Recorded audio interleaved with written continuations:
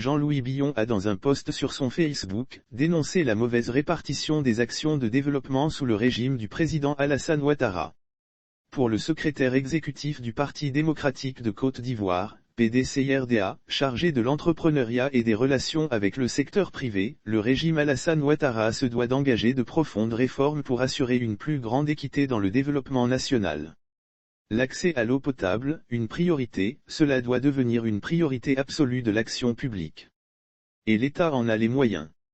De profondes réformes s'imposent pour assurer une plus grande équité dans le développement national et dans l'emploi de la ressource publique, a-t-il lâché.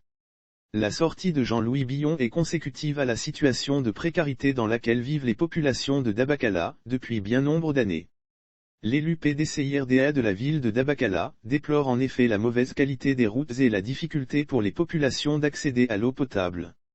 Avec son niveau de développement actuel, la Côte d'Ivoire a toutes les capacités humaines et matérielles, mais surtout le devoir d'assurer le bien-être des populations rurales. À plusieurs reprises, nous avons interpellé les autorités compétentes sur la nécessité urgente d'adresser ces questions, avec l'espoir que des mesures soient enfin prises pour améliorer le niveau de vie de ces populations qui attendent leur part de développement. Malheureusement, malgré de multiples relances, aucun intérêt n'est porté à notre requête, regrette le collaborateur du président Henri Konan Bédier.